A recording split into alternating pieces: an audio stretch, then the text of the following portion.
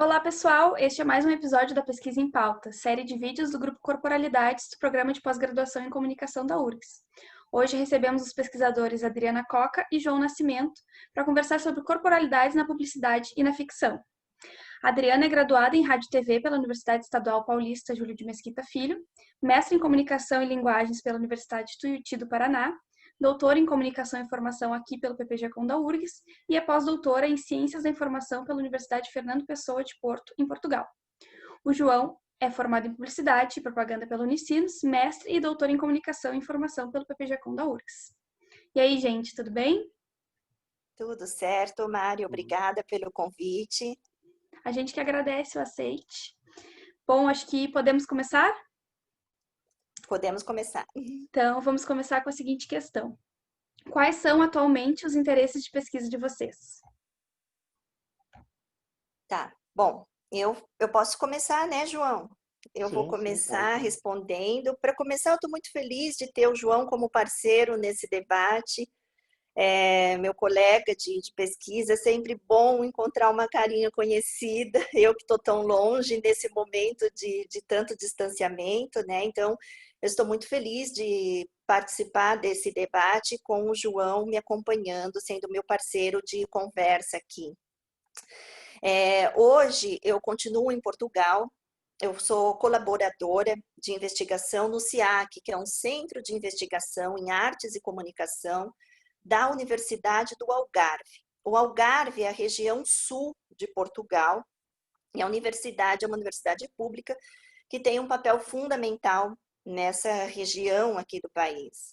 Eu faço aqui um segundo pós-doutorado que cuida, que trata das questões relacionadas às webséries da RTP, que é a Rádio e Televisão de Portugal, a emissora pública portuguesa, que tem um departamento de multimídia. E nesse departamento de multimídia, desde 2017, eles trabalham com um projeto chamado RTP Lab, que é um projeto que eles lançam editais públicos, aberto a toda a gente, selecionam roteiros, produções que são produzidos e disponibilizados na plataforma da emissora. São produções de ficção e de humor voltadas para o público jovem, produzida por jovens e pensadas para conteúdos multiplataformas. Então, assim, a minha pesquisa, ela pensa exatamente essa transição, essa tradução, as tradutibilidades da ficção seriada, da televisão produzida para essas tantas telas que existem hoje. Além disso, eu integro, junto com a minha supervisora no SEAC, um projeto bastante interessante com outros profissionais da arqueologia, história, arquitetura, que é um projeto que está elaborando a candidatura da cidade de Faro, que é a capital do Algarve, para disputar como capital cultural europeia para 2027. Parece longe, mas é isso mesmo, é um processo que envolve outras cidades, que tem que pensar uma série de questões, e assim, nós estamos pensando em conjunto um artigo que pensa Faro como um texto da cultura e como uma cidade de memórias da própria história de Portugal.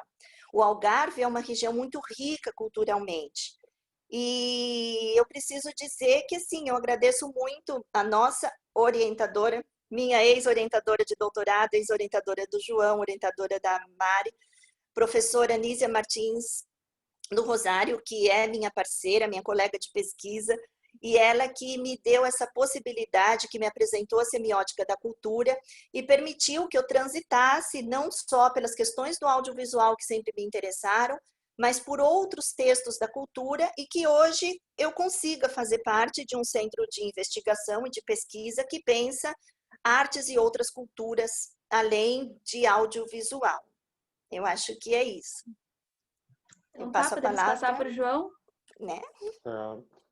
Eu também agradeço muito essa oportunidade de estar aqui com a Mari e a Adri, né, nesse debate sobre a publicidade. Eu terminei o doutorado recentemente E atualmente eu estou preparando um projeto de pós-doc, onde o meu objetivo é estudar a publicidade e como essa forma de comunicação, por alto, assim, seria como essa forma de comunicação estabelece relação com os sujeitos por meio de plataformas digitais, né? Estou mudando um pouco o foco. Durante o doutorado, estudei a relação da publicidade com o corpo e objetivamente com o que foi definido ali como corpo não hegemônico. E agora, nesse momento, eu quero me focar mais nessa onde ela passa a atuar de uma forma muito potente no meio digital, embora eu entenda, como alguns autores, como a Santaella, por exemplo, coloque, que esses meios, na realidade, eles são bastante interligados, né? Os ditos meios tradicionais e digitais, na realidade, todos esses meios são interligados, né?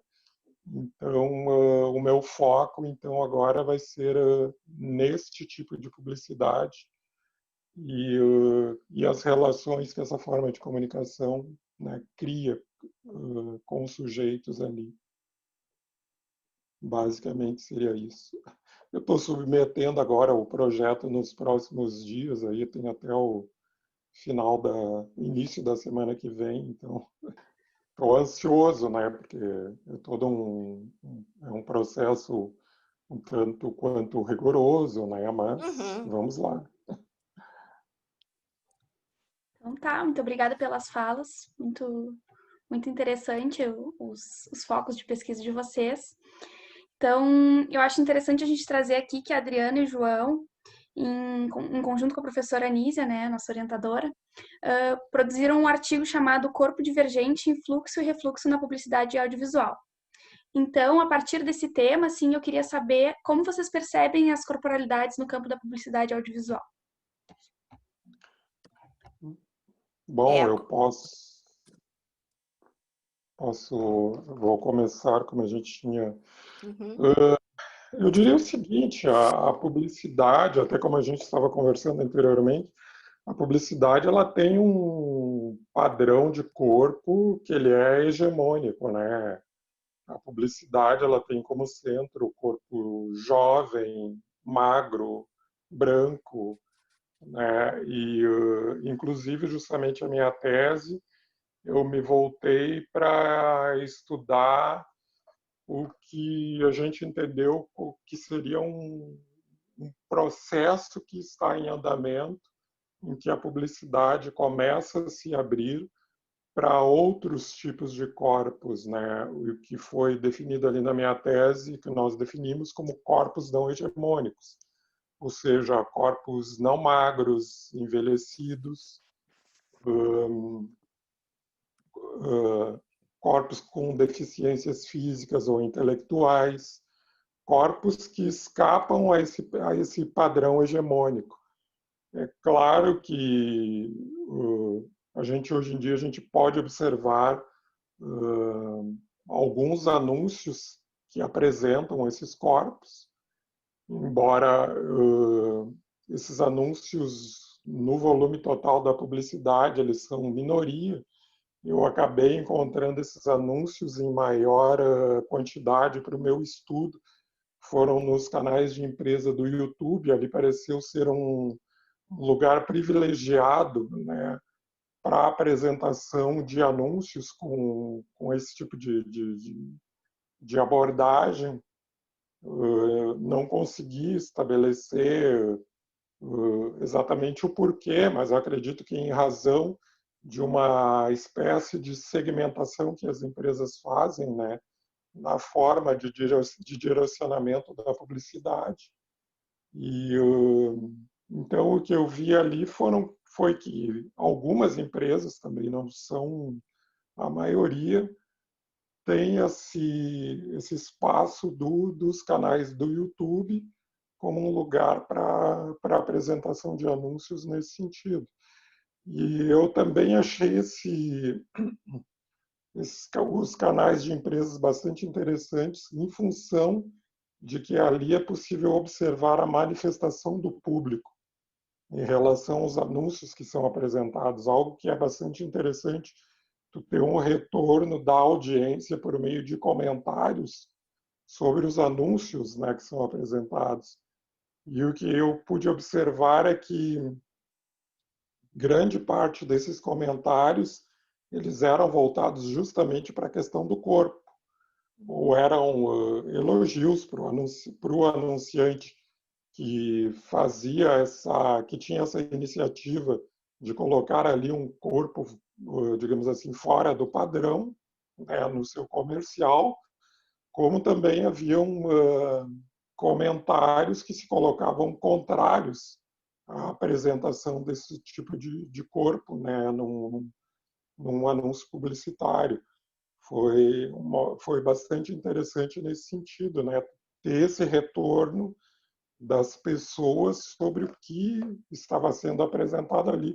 E são manifestações que se colocam desde uma marcação de gostei ou não gostei, aos comentários em si, né? E alguns comentários se colocavam de maneira bastante agressiva sobre contrários à apresentação desses corpos nos comerciais. Então, nesse sentido, acho que dá para se perceber que eu acho que se coloca ali uma ligação entre a cultura e a publicidade, porque não é só a publicidade em si que apresenta o corpo dentro de um padrão a partir de suas definições, né? São questões que estão também na própria cultura, né? A A gente cultura é muito voltada também para um determinado padrão de corpo e as pessoas ainda cobram isso, né, de um anunciante, né, que ele coloque causa ali estranhamento, jovem. né? Oi? Causa estranhamento, né? Causa Não é estranhamento. isso que eu estou acostumada a ver. Sim. A gente esperava que, digamos assim, as pessoas gostariam de se ver, em grande parte, representadas, né, Uhum. nos anúncios, mas a coisa não é bem assim. E não, a minha pesquisa não foi a única que verificou essa questão, mas eu acho importante também trazer os dados da pesquisa todos, que são um conjunto de pesquisas que a agência REDS desenvolve anualmente sobre o corpo que é apresentado na publicidade brasileira, né? E o que ela tem constatado ali, se não me engano, desde 2015, que eles vêm fazendo essa pesquisa anualmente, é que tem ocorrido uma certa abertura para corpos que escapem ao padrão hegemônico, mas a maioria dos anunciantes, a maioria dos anúncios ainda se mantém dentro dessa lógica, né? Então, quer dizer, a Reds ela está fazendo uma pesquisa com intenções mercadológicas. Nós Uhum. estamos fazendo uma pesquisa com interesse acadêmico, mas a gente vê que as duas verificações, as duas análises, elas se encontram, né? Porque tanto o mercado quanto a academia enxerga que a sociedade não está aberta a uma mudança de padrão. É bastante assustador pensar esses resultados, né? Isso dimensiona a importância de pesquisas como a sua, como a da Mari, e assim, eu me assusto como a gente tem um país completamente diverso em termos de acolhimento, assim, eu que sou de São Paulo, né, que tem povos do mundo inteiro que vivem naquela cidade e assim ainda ter esse tipo de resistência. Aqui em Portugal eles têm uma expressão que eles usam com muita frequência que é não é o de costume. Então assim, se eu o pãozinho com manteiga é feito assim. Ah, mas a senhora não pode esquentar um pouquinho para mim? Como assim esquentar? Não é o costume. Não é o costume Esquentar. Por quê? Já está quente. Por que você quer que esquente? Eu quero que esquenta, porque eu sou brasileira, paulistana, eu como pão quentinho, então assim, é difícil. Só que é muito interessante o não é o costume deles, é tão arraigado né, nas maneiras que eles usam isso, que assim, é como se fosse uma afronta você pedir de modo diferente. Embora seja um país pequeno, nós também estamos num país com pessoas de muitos lugares, de muitas nacionalidades que vivem aqui, né? Então, assim, é difícil na publicidade, no telejornalismo, que é a pesquisa da Mariana, quebrar esse é de costume. A sua pesquisa mostra isso. Como assim eu não é o que eu estou vendo?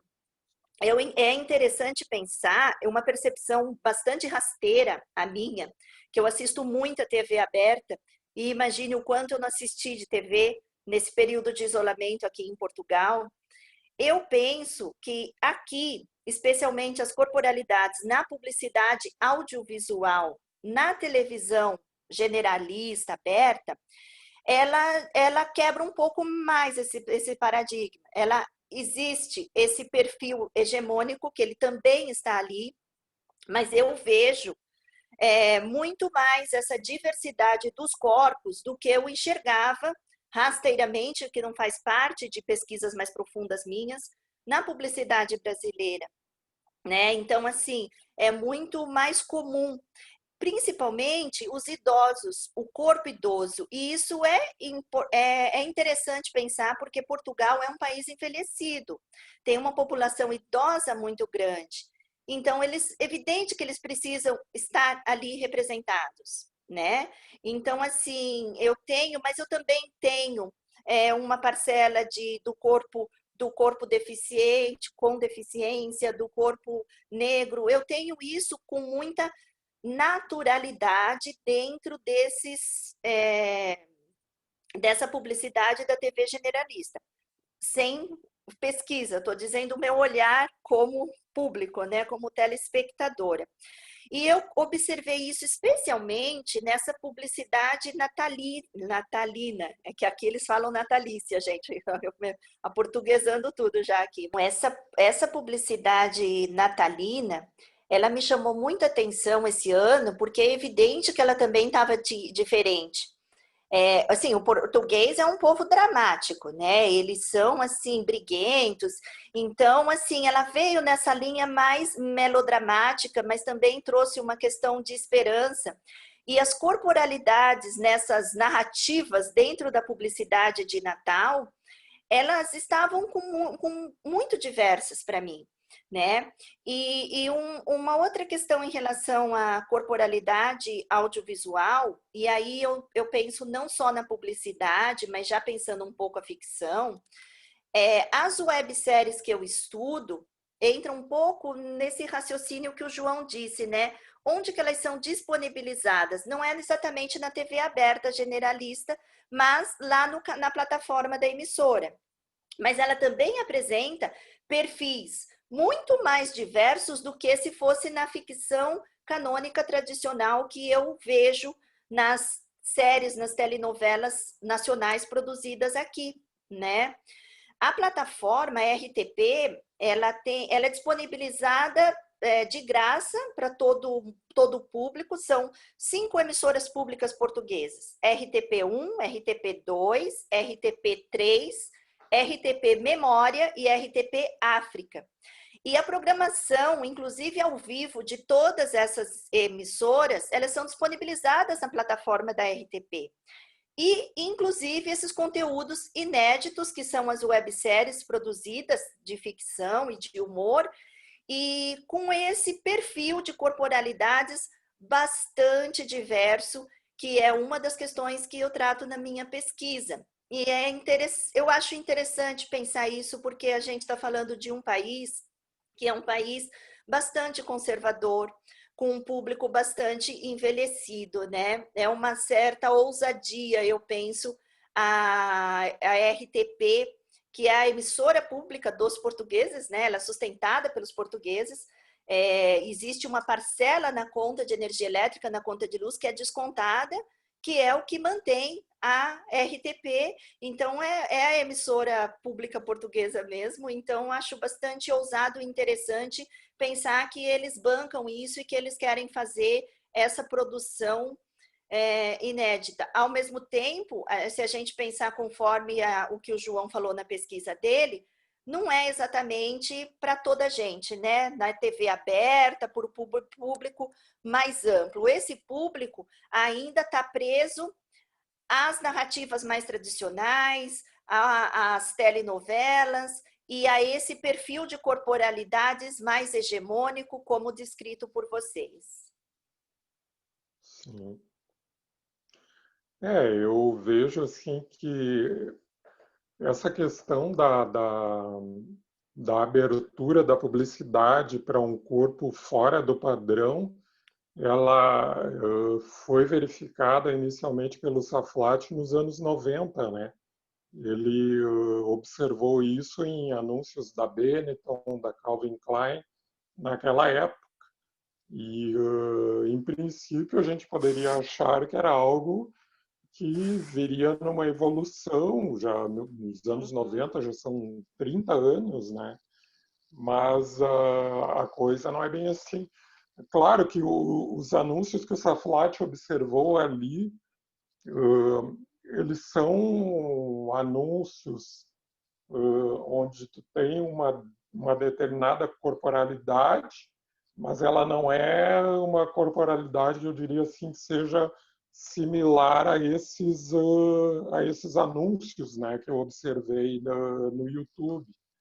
Eu diria assim que esses anúncios ali, eles apresentam corpos que são muito mais próximos, digamos assim, das pessoas comuns, né?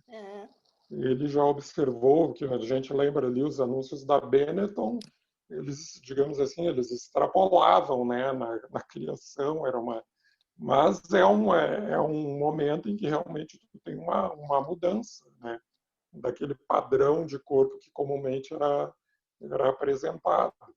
E ele enxerga o início dessa abertura muito ligada à questão da subjetividade neoliberal, que segundo ele, é uma subjetividade que proporciona um processo mais aberto de identificação, né? Um processo livre de identificação.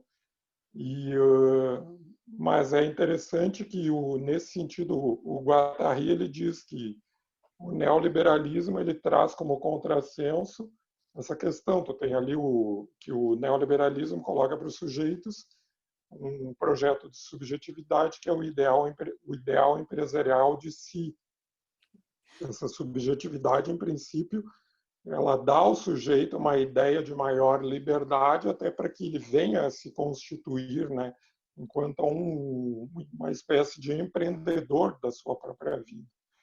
Só que há um contrassenso nessa subjetividade neoliberal que ela acabou gerando também o que o Guattari define como subjetivações conservadoras. Aí tu tem o ressurgimento do racismo, a volta das religiões, do machismo, né, e de vários movimentos conservadores, reacionários que se colocam a partir de então.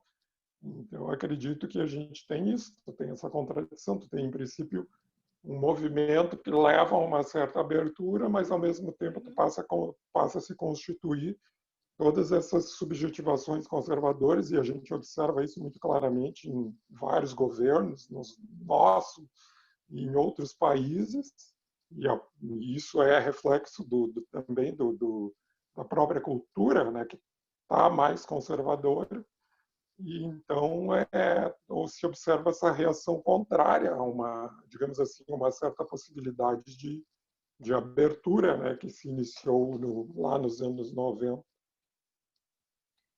São as questões culturais totalmente delimitando o que está sendo produzido e gerado nesses textos, né? Não teria como não ter uma reação a essa abertura, a essa suposta abertura, né? Porque não é o de costume. Não é o de costume, exatamente. Eu penso, na tese, eu procuro trazer uma reflexão que considera, no caso, a forma de comunicação, a publicidade, a cultura, ligada à economia, né? Porque há uma mudança considerável do Ah, momento em que se passa do período fordista keynesiano ali no final dos anos 50, início dos anos 60, ao neoliberalismo, né? O neoliberalismo, ele, como o Saflat e outros autores colocam, não é só uma transformação econômica, é uma mudança que afeta a sociedade de várias outras formas, né? E ele traz um projeto de subjetividade, quer dizer, uma proposta de forma de vida, né, para os sujeitos. Então, é algo bastante intenso, né?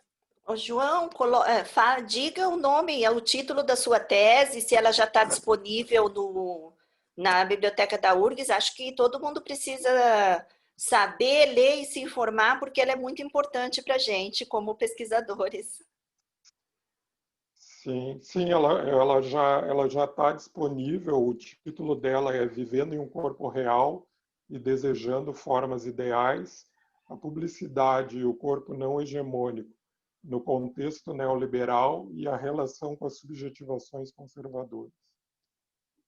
Muito Ela bem, muito importante tá para a gente disponível, saber. apesar de todos os atrasos em função do momento que a gente vive.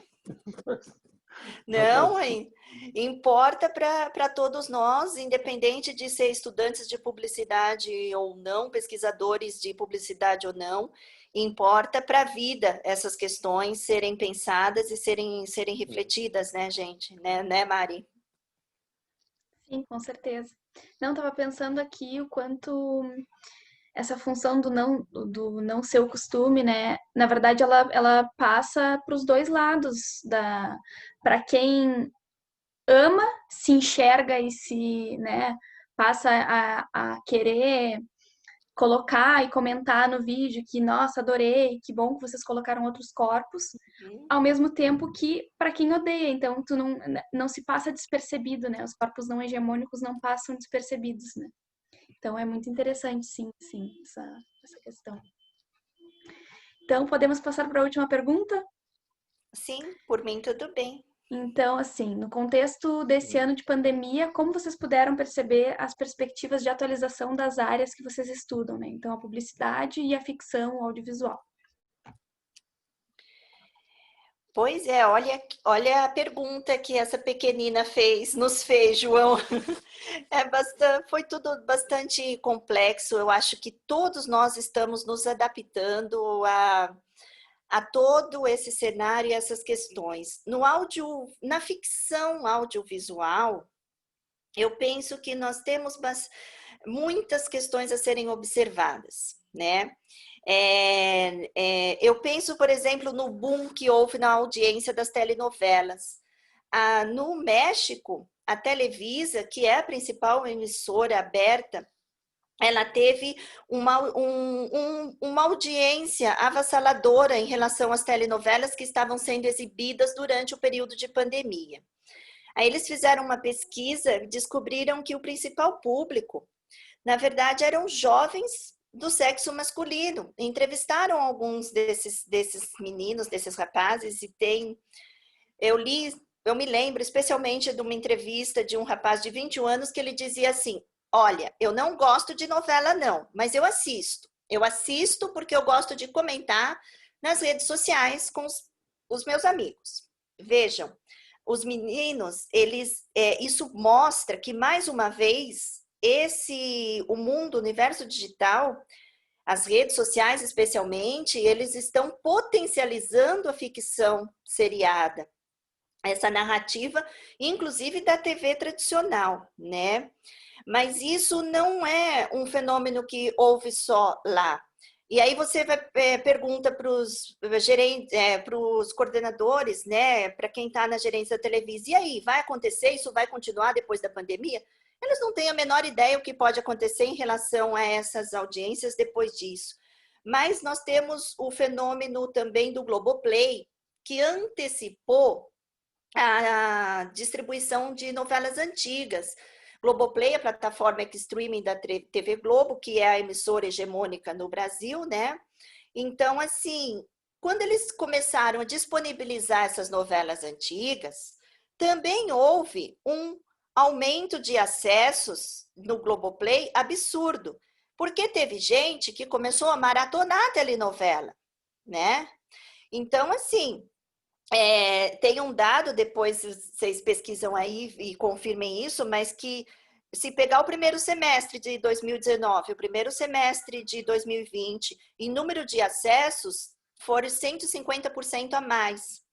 E o que levou? Séries inéditas também, mas, sobretudo, as narrativas canônicas tradicionais antigas. E tem todo um porquê, o porquê disso, o porquê de eu querer assistir o melodrama, a telenovela, né?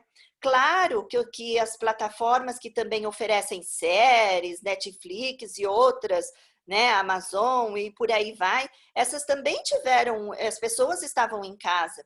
Então, na ficção seriada, é interessante observar essas questões, mas é também interessante observar que quando se trata de audiovisual independente da ficção, também houve um boom. Houve uma epidemia de lives como a nossa, que nós estamos fazendo aqui, para os mais diferentes assuntos, né? Então, as aulas foram adaptadas para o audiovisual, algumas questões de cunho religioso, né? Eu, por exemplo, sou obrigada a trazer um exemplo pessoal, eu queria mandar rezar uma missa, mas eu queria mandar rezar lá na minha paróquia, digamos assim, na Vila Madalena, em São Paulo, onde eu morava, e eu estava aqui em Portugal. E assim, eu mandei rezar a missa, minha vizinha mandou rezar e eu assisti a missa pelo canal da paróquia no Facebook. Se eu quiser assistir a missa todo domingo pelo canal do Facebook, na igreja, que é a minha igreja de costume, eu posso, né? E assim, eu vejo que o audiovisual ainda esteve presente em outras questões. Além disso, a Itália traz um exemplo também interessante, né? A Itália foi um dos países mais devastados em relação à pandemia, todo mundo sabe disso. É um país extremamente católico, então nós tivemos, eu tive um casal de amigos que moravam aqui e foram para lá uma semana antes de fecharem tudo na Lombardia. E eles foram morar na Lombardia. E eu conversávamos muito com eles. Aliás, um casal de amigos daí de Porto Alegre. E eles me contavam muito. Então, você tinha missas que eram rezadas em cima de prédios. Isso aconteceu em Nápoles. Na cidade onde eles moravam, eles têm uma foto muito interessante. Eles moravam numa cidadezinha chamada Gavardo. E eles saíam nas ruas. O padre à frente, bem atrás dele, o sindaco, acho que é esse o nome, que é uma espécie de prefeito da cidade, o coroinha, lá do outro lado da rua, o guarda, e o guarda não era para protegê-los, o guarda era para que mantivesse o distanciamento, para que ninguém se aproximasse, era isso que eles tinham que garantir. E outras 3 pessoas que era a equipe de gravação. Esse padre dava algumas voltas em alguns quarteirões, dando bênção nas casas, abençoando as pessoas, e tinha lá a equipe de gravação com o celularzinho gravando tudo para depois transmitir às pessoas que não teriam acesso àquela bênção, né? Então, assim, quando você pergunta perspectivas de atualização, ainda estamos atualizando tudo isso, ainda estamos em processo de descobrir o que se mantém, o que não, evidente que esse contexto, por exemplo, das telenovelas, ele já existia. A gente já tinha as novelas turcas sendo exportadas para o mundo inteiro, o acesso já existia. O que aconteceu é que o universo digital e esse momento de pandemia, ele apenas potencializou, penso eu, essas questões todas, né? Então, se antes nós fazíamos uma ou outra intervenção através de vídeo, hoje isso se tornou mais palpável. Nós conversávamos antes, eu não teria um debate como esse ao lado do meu colega João, estando em Portugal, se não fosse essa possibilidade de interação virtual, né, João?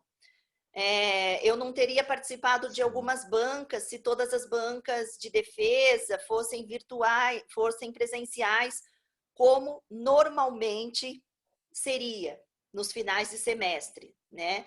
Então, essas foram as atualizações possíveis e algumas para o bem, algumas muito positivas, outras que não funcionaram e que todos nós, em todos os ramos, eu penso, como jornalistas, como pesquisadores, educadores, vamos nos adaptando e percebendo o que se mantém e o que não se mantém.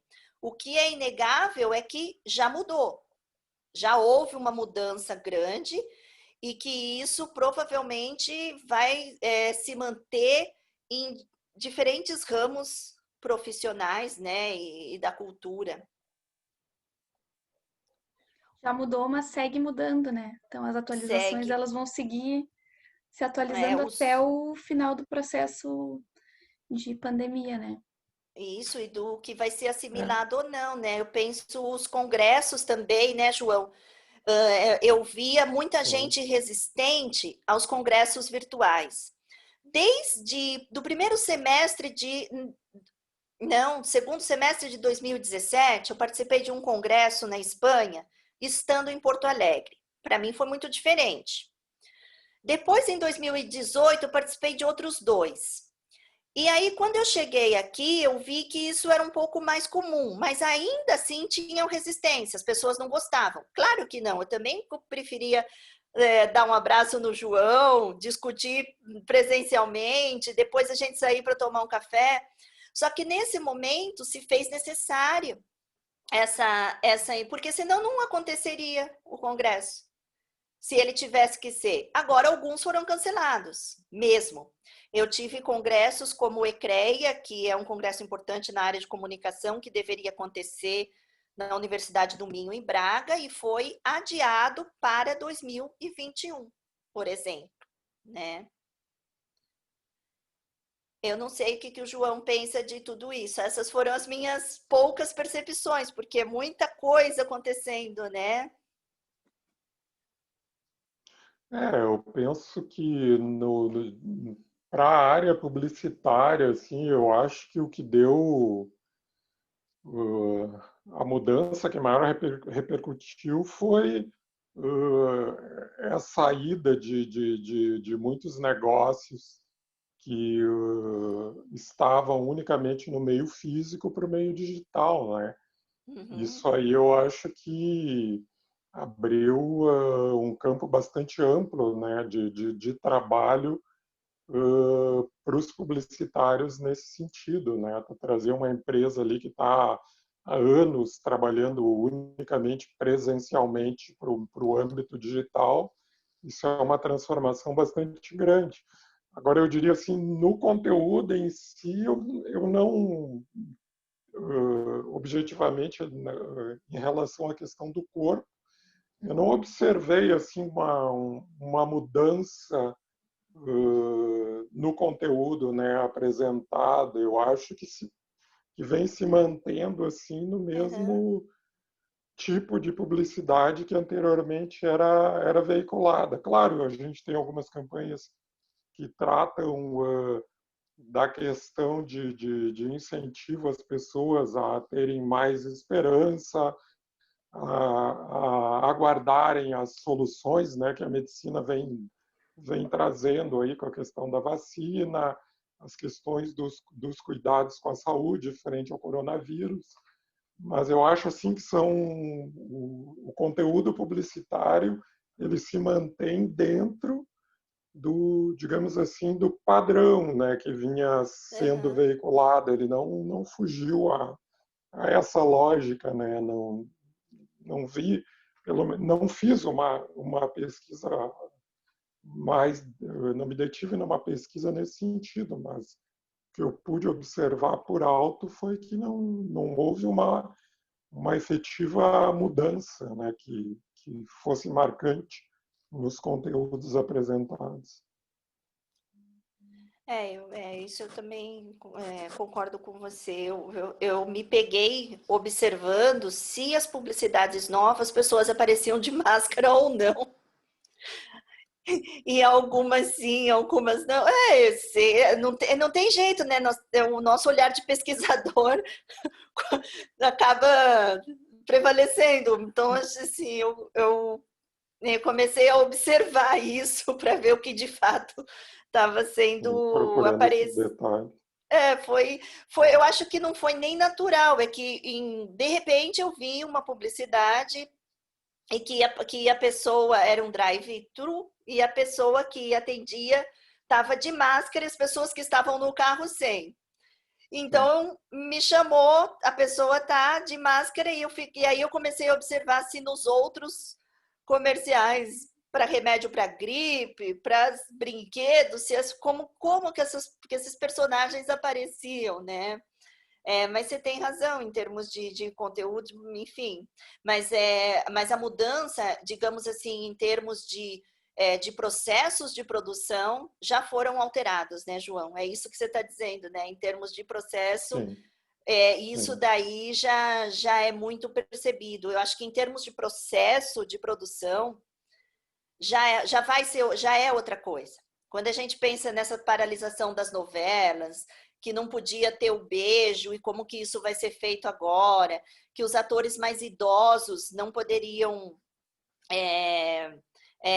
estavam impedidos de participar de determinadas cenas e gravações. Teve uma situação bastante interessante aqui, que teve uma novela que ela estava na sua segunda temporada, que aqui algumas novelas têm temporadas, né?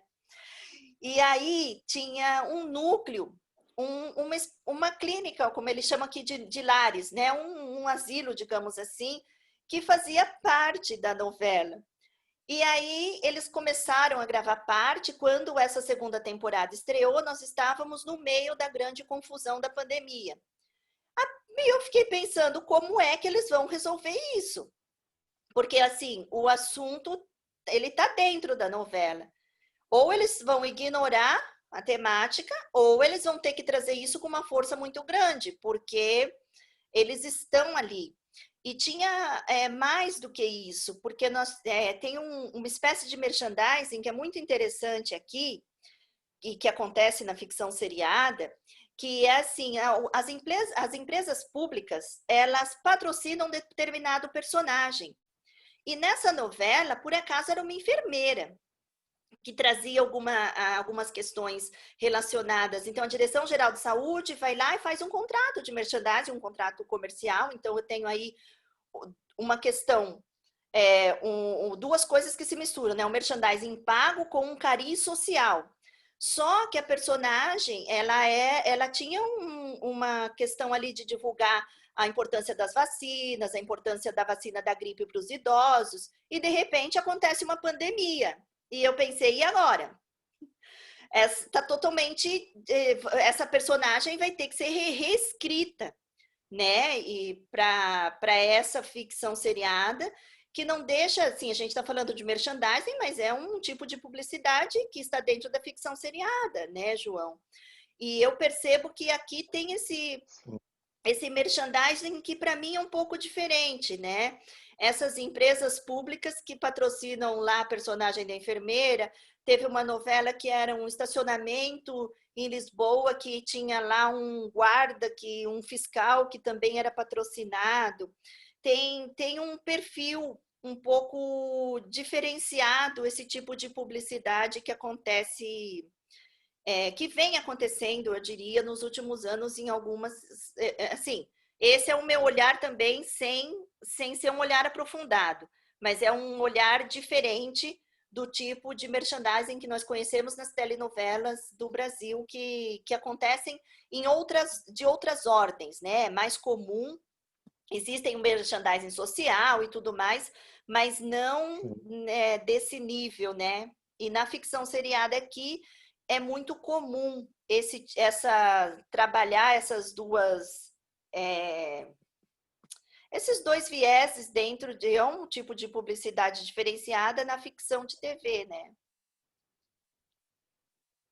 E difícil, né? E difícil também de como tratar isso. Então, mas os processos, voltando à questão dos processos de produção, eu penso que em tudo.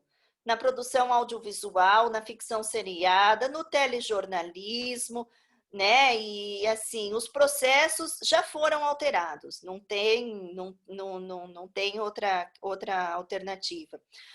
Como diz as questões do Lotman, a gente pensando a semiótica da cultura, resta saber quais dessas alterações, dessas rupturas de sentidos que nos atropelaram nesse momento, vão ficar ou já foram assimiladas, né? Hoje o andar de máscara não é mais o estranhamento. Antes, andar de máscara na rua era mais comum nos países asiáticos, hoje é a regra para todos nós, né? Isso já foi.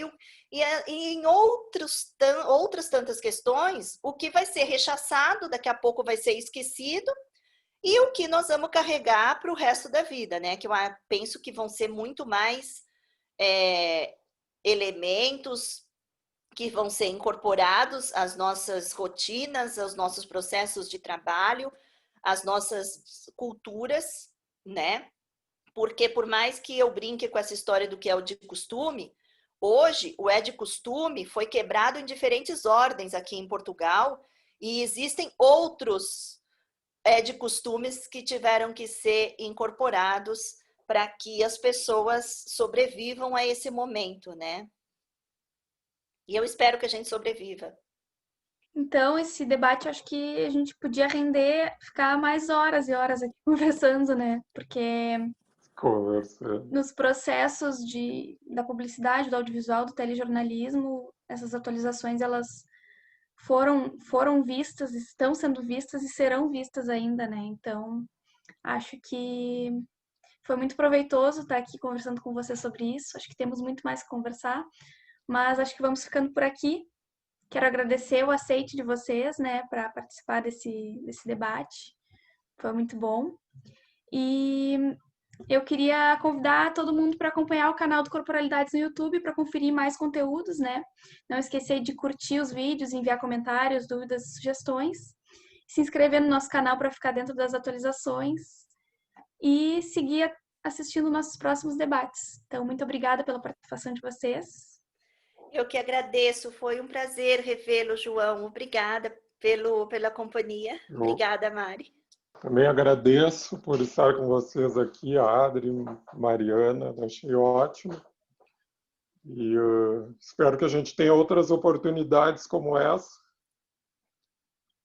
Sem dúvida. Então, tá. Tchauzinho e até a próxima. Tchau, até.